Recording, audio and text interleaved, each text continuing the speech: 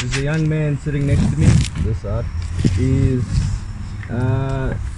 on Monday, he celebrated 3 years.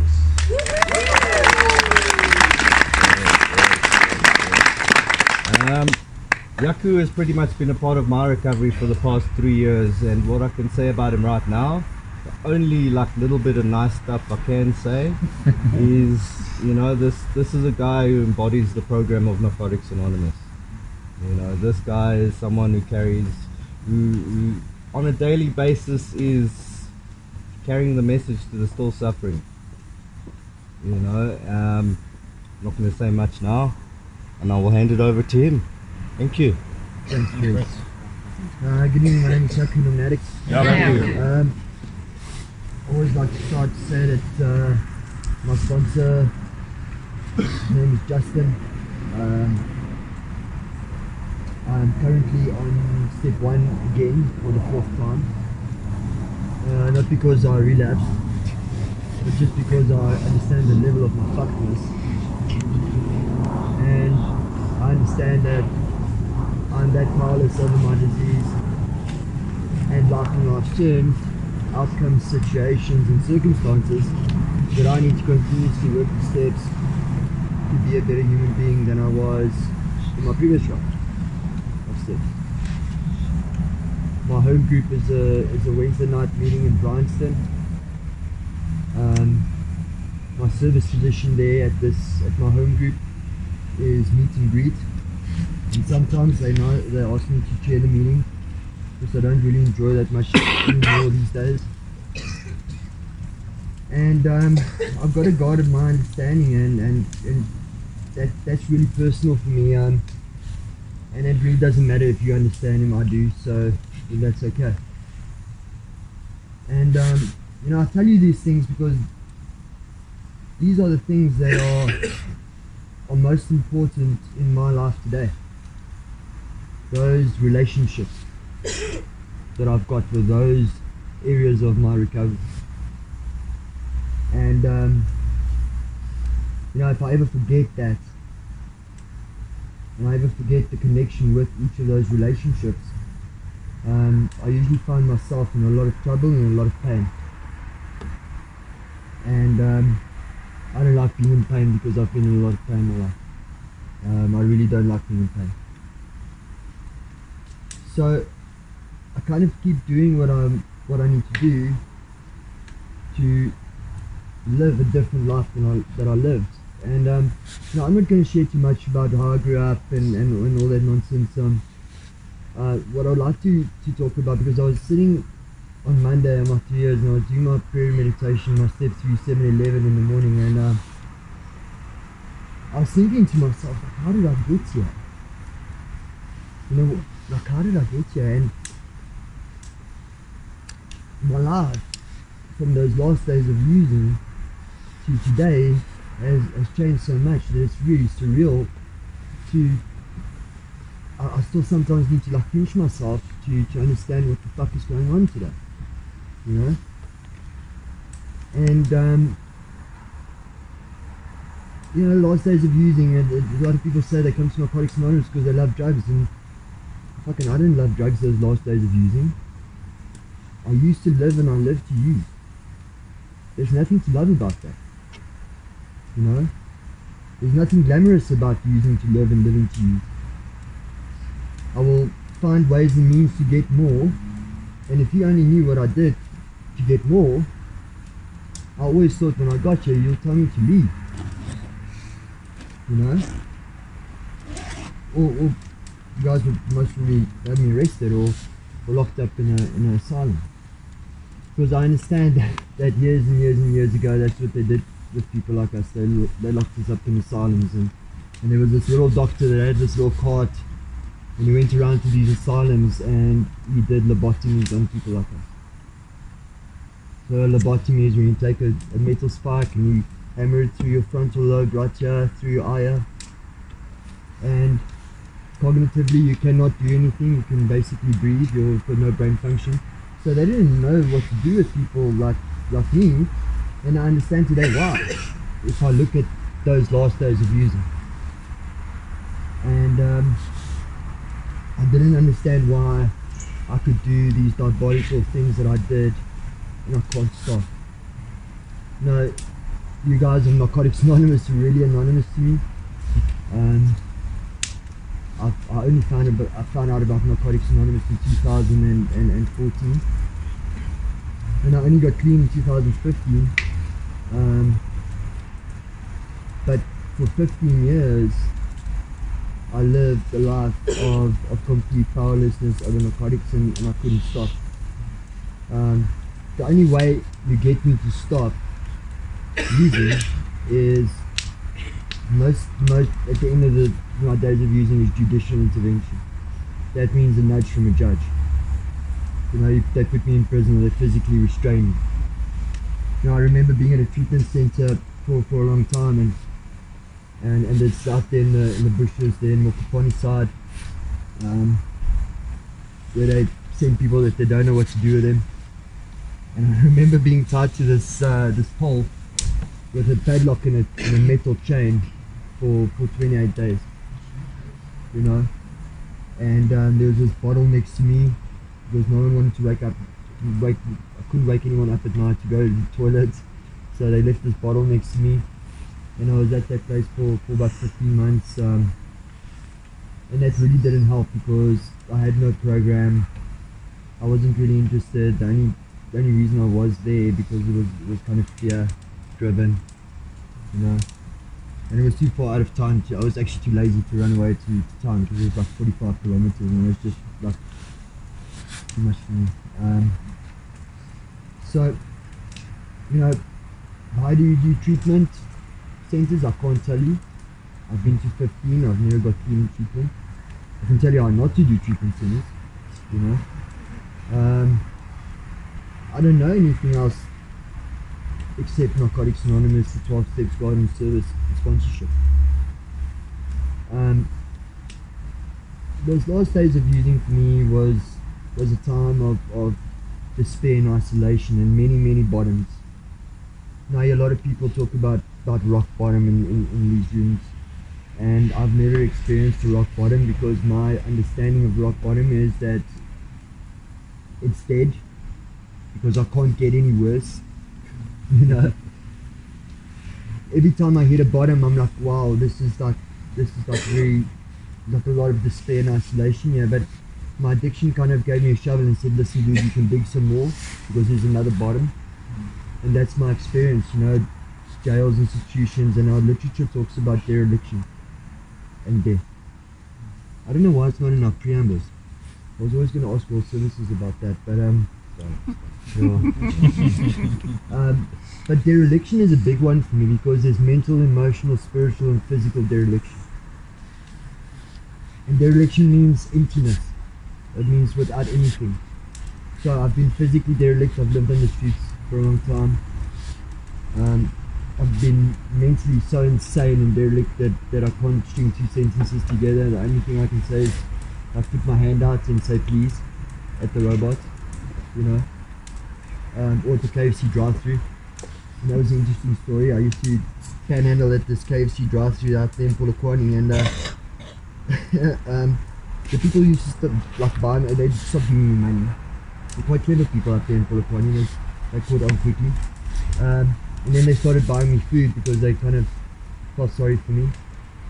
And I used to take all these streetwise chews that they used to buy me, and I used to if I had 5 or 6, I'd save them and I'd run around to the BP garage and I'd sell them there to the petrol pump attendants for lunch. And you know, that's how I had to make my money to my ways and means to get more money to use. And lost a lot of my dignity there.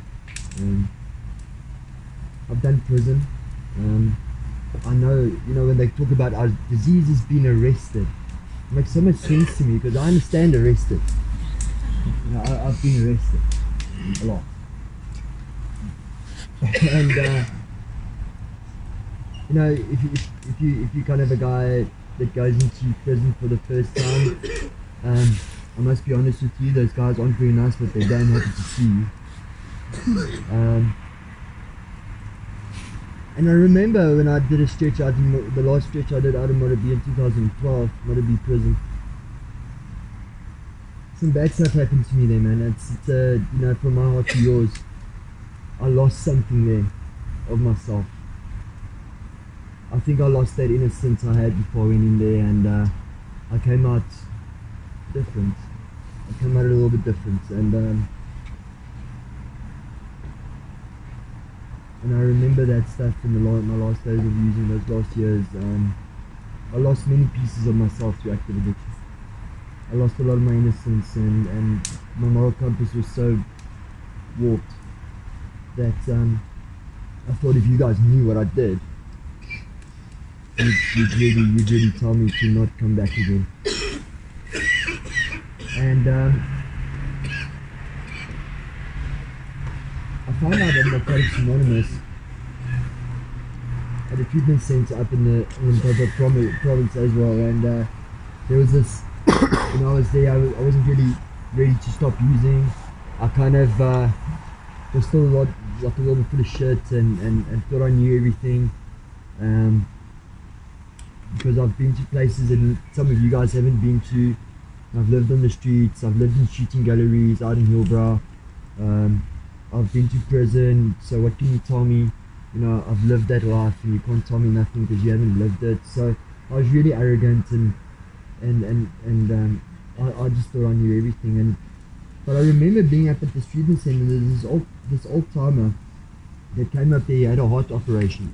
He's at another fellowship. He's got 30 odd years, and going through withdrawals, I couldn't sleep.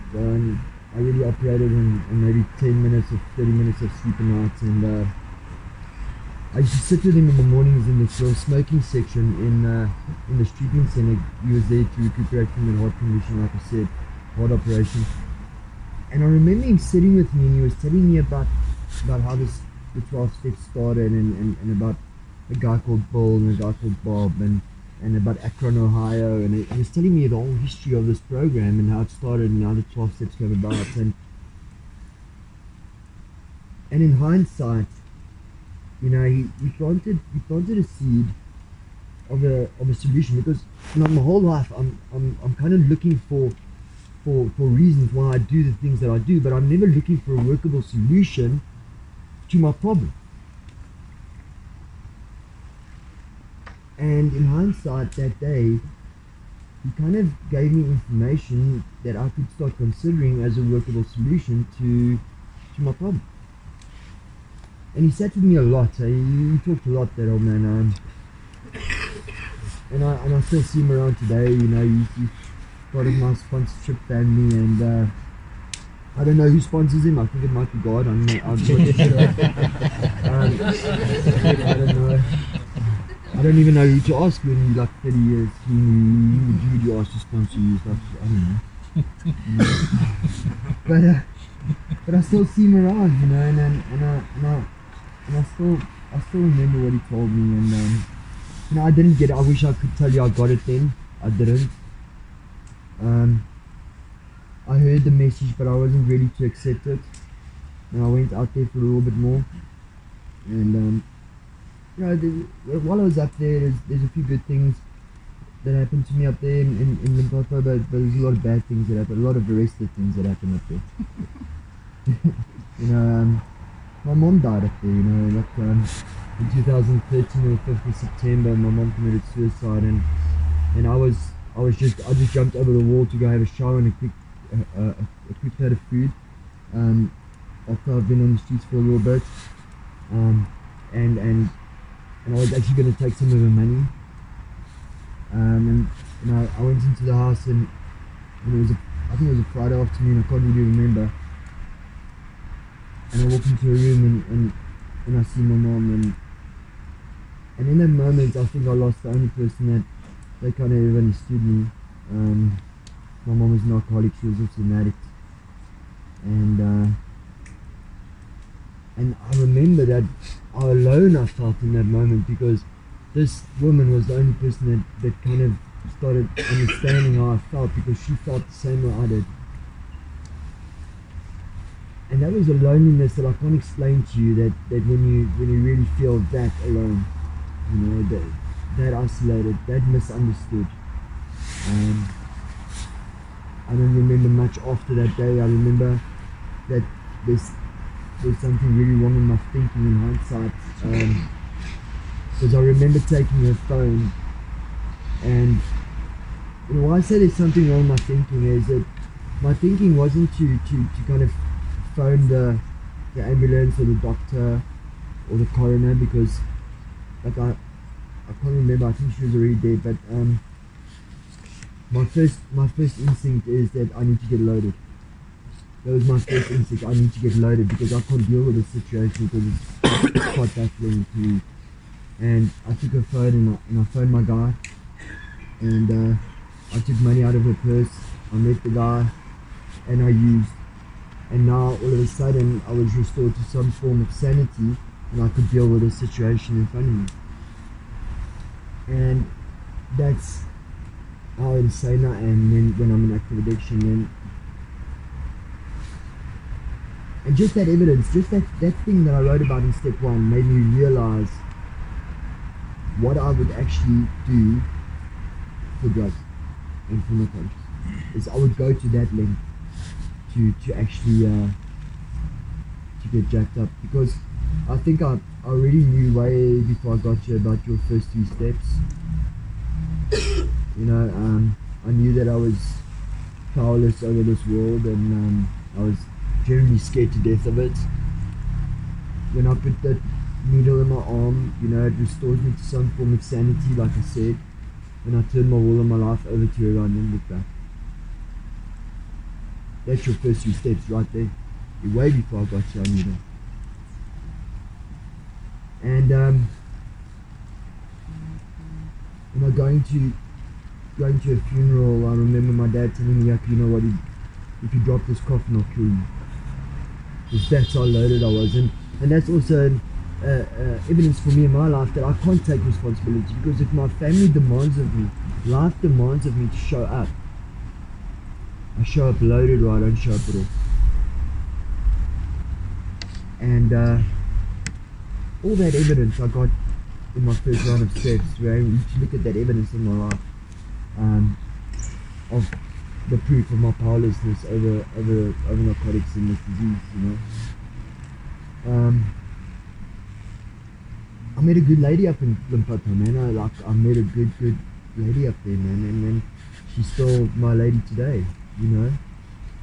And you know, as any good addict, that's kind of a user and a taker and a blood-sucking leech.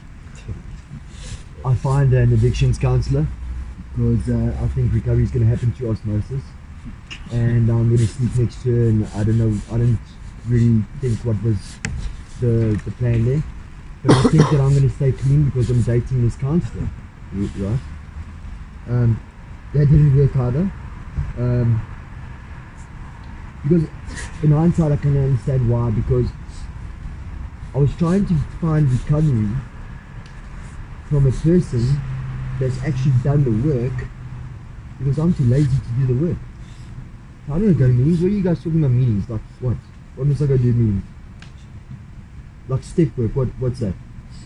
Like those 12 little things you call out in networking meetings and sponsorship. I mean, why should I talk to that guy? He doesn't understand my pain. It's my pain.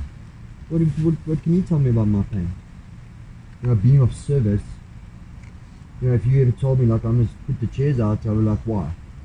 Why should I put those chairs out? You know, like what's in it for me? And that's kind of the thinking that consumes me. Is like I don't want to work for nothing, because I'm a user and a taker by nature, and I'm trying to take this lady's recovery, the action that she's already taken, and I think I'm going to stay clean on that. And eventually she said to me, listen, you know what, you're actually a better human being when you fucking use, so please go use.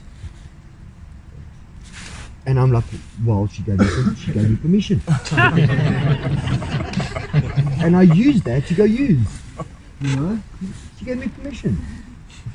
And and I went and used, man, and that was the shortest relapse of my life, but it was the most damaging relapse of my life. That was the last time I used any narcotics was on the 29th of July 2015, and I remember that night as it was yesterday. I was sitting in, like I got kicked out of where I was, and I was kind of living in my car at an engine garage on Main Street. And the only reason I chose that garage was there was a Wimpy and a Woolworths food, and they had nice bathrooms, and I was living in that car and bathing out of that public toilet every morning, and this lady that never gave up on me bought me cigarettes, she bought me a sandwich every night. She bought my clothes to work because I was still, in that time, I still was lucky enough to have a job that I found when I was clean just before I relapsed. And I was sitting there at night, and they said to me, like, you can't go anywhere if you're not clean. And I'm like, but I don't want to live like this anymore. I don't want to do this anymore. I don't want to be like this anymore. And I think in that moment I looked at myself in my rearview mirror, and I came to this awakening, and this was really the crux of my recovery, was that there was no one left to blame. It was me and that guy in that rearview mirror looking right back at me, and I had to consider in that moment that maybe, just maybe,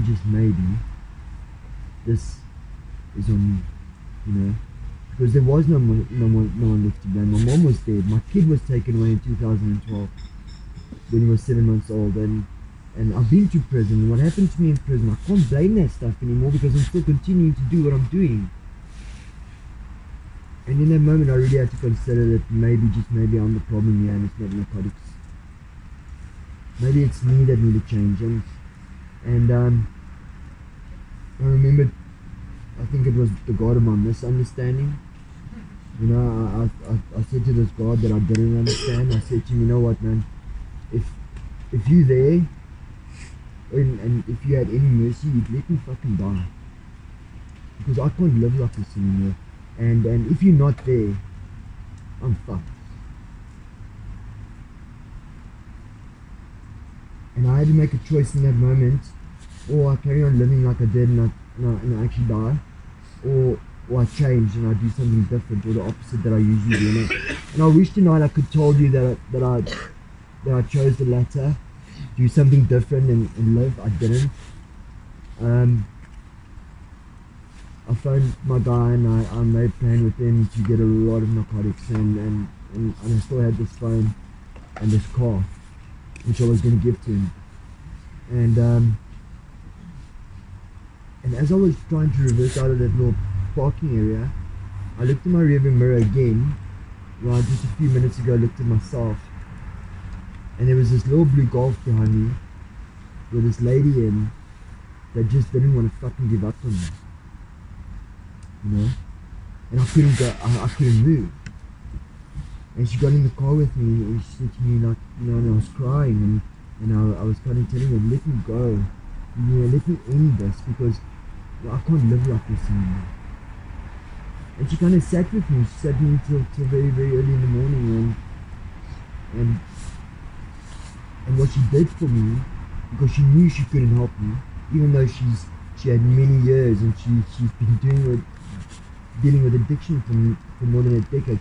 She knew she couldn't help me, and what she did was she brought me to you guys. She brought me to the people of Narcotics Anonymous, and thank God she brought me to the right people in Narcotics Anonymous. I think that's the grace that I was asking for, She brought me to the people in Narcotics Anonymous that work the steps, that have sponsors, that they are service, they've got home groups, they've got gods of their understanding. And those are the people she took me to. And I see some of those people in this room tonight. So some of those people are in this meeting tonight. The people that I knew, or I started meeting when I was about 2.5 seconds clean. And I remember driving to these people of Narcotics Anonymous that she took me to, And she said to me, whatever you think you know, you need to, when we drive into that gate, you need to leave all that shit at the gate. Everything you think you know about recovery, or everything that I told you about recovery, you need to fucking leave there. Because really, you don't know anything. And I kind of took that to heart because I was that busted. You know, I was that messed up. And that was the most humble thing I've ever said in my life. It's, you know, I don't know. Please help me.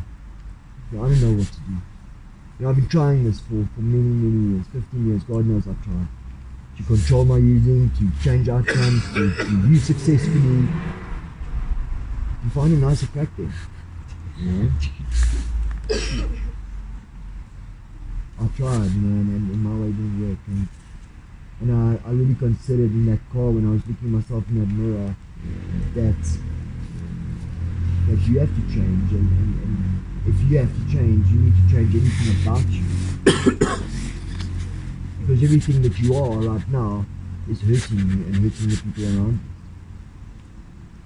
So I think narcotics at the end was the great persuader for me, you know. That emotional, mental, spiritual and physical dereliction that I was in was the great persuader that I can't live like this anymore. And I met my sponsor, the guy Justin is my sponsor today, and I met Brett and I met Lucy and Andrew wasn't around at that time. But I started meeting these people that started telling me, like, listen dude, you're full of shit. Like, why don't you shut up and don't speak, because you got nothing that anybody wants. You know, I wasn't allowed to share meetings for a long time. They said to me, dude, no one wants what you got. You've been a user and a taker by nature, so go there to the meeting, do what you do, use and take and listen to those people, and don't say a word, because you might kill someone. and that was really how it was. I just get out the chairs and I wash the cups, man. When someone said to me, like, how's it, how you doing? Like, I thought, fuck, should I speak now? You know? I did step 1, I did step 2, I did step 3, I did an inventory, I discussed it with God and myself and another human being, and after that step 5, they said, okay, go tell people how you got to step 5 and what you learned. And then I was allowed to kind of share my experience around 1, 2, 3, 4, and 5. You know, people of Narcotics Anonymous, I've never considered this, and I didn't take this into account when I got here, is that you guys won't give up on me, because love and tolerance is your code. Because when I'm out there and I cause the shit that I cause, people tell me to leave. And I never considered that you guys don't want to fucking leave me alone. And all the time you told me I caused some shit, and you guys told me keep coming back, man. I'm like, why would you want me to do that? You know, do you know who I am? Do you know what I've done? And they said, we don't care because you welcome me. You know, today in my life is so different. You know, today in my life. And there's a part in this book, I'm doing like a basic text study, step-work version of the steps at the moment, and this version demands you to read the basic text, the first 10 chapters, and it works on well. And this little section here like jumped out at me, and it says, we often are amazed at how things work out for us. You are recovering in here, and now and the future becomes an exciting journey. If we had written down a list of expectations when we came to this program, we would have been cheating ourselves. Hopeless living problems have become joyously changed. Our disease has been arrested, and anything is possible. And that is my experience today about the program of Narcotics Anonymous. You know, I've done the steps. I've done 3 rounds of steps in 3 years. My 4th year, I'm busy with another step 1. You know, and I've found some beautiful things in between all those steps. You know, I found courage. I found love. You know, I found love for you guys and myself. I found willingness. I found humility. You know, I found forgiveness. of myself and you guys and the people in my life that harm me and that I harm. You know, I found such beautiful things in between all those steps. Now, I didn't find God in 2 and 3. I did not find the God of my understanding in step 2 and 3. It was my first step 11 that I got a clear-cut conception of the God of my understanding. It was only when I started practicing a conscious contact where I really had to start investigating what am I praying to. You know, because I didn't know. But I did it nonetheless.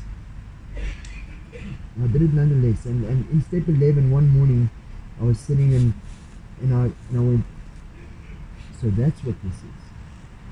This God of my understanding. And you know, the 12 steps for me is a set of tools for living, you know. And everybody says I do step work, but the right thing is just fucking writing. It is how do I apply the principles of those steps, like step 1, honesty and acceptance, in my life today? How do I apply open-mindedness in step 2 in my life today? And the practical way is I shut the fuck up and I listen to people more. That's open-minded, because I don't know everything. You know, how am I willing to turn my will and my life over to the care of God with commitment every day? That's how I practice it. To look at myself and forward takes a lot of courage. So I actually need to go look to find out more about me. You know, and every step has got a set of principles that I need to apply on a daily basis to actually work the steps. And everybody thinks I'm doing step work. I'm writing. Really? Really? Narcotics Anonymous has given me beautiful friends. You know, I'm Ken's in the back there, and Lucy and Andrew are here, and Brett, and I've met Utz on my journey, you know, and I've met a lot of you guys on my journey, and I talk about a journey because this journey is one of spirituality and growth. And my sponsor once said to me, Jaco, if I could give you all the gift of recovery, I wouldn't do it. And I really thought he was an arsehole, you know, at the moment. I was like, you didn't give me that, dude. Like, fuck you, Justin. And just after that thought, he said to me, dude, if I had to give you all the gift of recovery today, I would rob you of this journey. You know, I found in between those steps, I found some stuff that I apply in my life today. I left a corporate job, I left a lot of money behind. I started my own business, and that took a lot of courage, and there was a lot of fear around that. You know, and today, even though I don't make a lot of money, I'm happy. I get out of my bed in the morning and I'm happy and I'm content. I was sitting the other day and I was sitting with a client, and I'm looking behind this client and I'm seeing that I've got a fucking white picket fence. And that was like a few months after the fact. And I'm like, how did this happen? How did this happen, man? A guy coming from the streets in prison has got a white picket fence and this little thatched rondel that he lives in, and I don't know how that happened, but I know it is through the program of Narcotics Anonymous, the 12 Steps Guidance Service, that gave me the life that I've got today. And I wouldn't trade my life that I've got today for anyone's life in this room tonight, because the life that I've got today is a beautiful life. It's not like that life I explained to you just now, the last days of using. That's not my life anymore. And I realized today that the more I get separated from that life in the last days of using, the more I'm separated from that, the absolutely more I need Narcotics Anonymous, you guys, God and service, and those steps. Because I'm in such uncharted territory, you know. And the last thing I wanted to close with is, my sponsor always says to me, Jaco, you know what, man? When you're new, everybody tells you whatever you put before your recovery, you'll lose. But where you are today, whatever you put in front of the God of your understanding, you will lose, even your recovery. That made a lot of sense to me, because my God of my understanding is principle. It is sponsorship. It is, and it are those steps. It is you guys, because that's where I find God, in all those things. So if I put anything in my life before Narcotics Anonymous, God, steps, service, and sponsorship, I will most probably lose my recovery. My name is Jaco and I'm an addict, and thank you for letting me share.